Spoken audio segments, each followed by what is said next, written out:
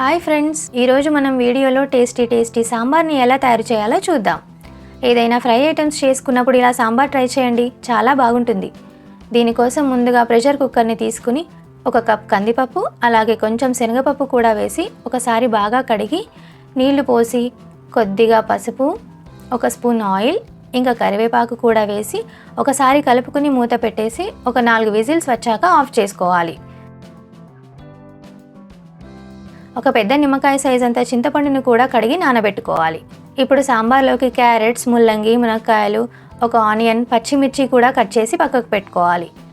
ఇప్పుడు సాంబార్ చేయడానికి గుండి పెట్టుకుని వేడయ్యాక 2 స్పూన్ల ఆయిల్ వేసి తర్వాత ఆవాలు, జీలకర్ర, పెద్ద ముక్కలుగా కట్ చేసుకున్న 1 ఆనియన్, పచ్చిమిర్చి కూడా వేసి కలుపుకోవాలి. ఎక్కువగా ఫ్రై చేయాల్సిన అవసరం కూడా లేదు. ఇందులోనే కొంచెం పసుపు, కాస్త ఇంగువ కూడా వేసుకుని కలిపి ముందుగానే కట్ చేసుకున్న ముల్లంగి, క్యారెట్, మునక్కాయ ముక్కలు వేసి కలుపుకుని మూత పెట్టేసి ఒక 5 నిమిషాల వరకు ఉడకనివ్వాలి.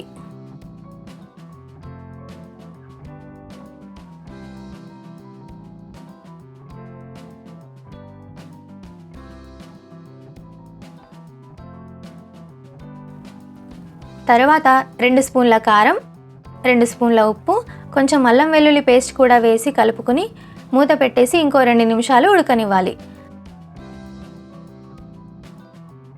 తర్వాత 1 టమాటో ముక్కల్ని కూడా వేసి కలుపుకుని 1 గ్లాస్ వాటర్ వేసి మూత పెట్టేసి ముక్కలు సగం వరకు ఉడికిన తర్వాత ముందుగా నానబెట్టిన చింతపండు రసాన్ని వేసుకుని మూత పెట్టేసి మసలనివ్వాలి.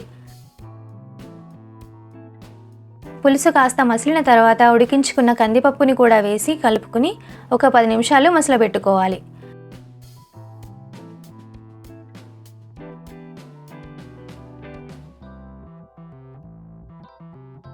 లాస్ట్లో కొద్దిగా సాంబార్ పొడి, కొద్దిగా కట్ చేసుకున్న కొత్తిమీర వేసి కలుపుకుని గ్యాస్ ఆఫ్ చేసుకోవటమే.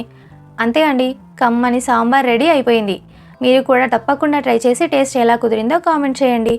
అలాగే మన ఛానల్ని తప్పకుండా సబ్స్క్రైబ్ చేసుకోండి. Thanks for watching.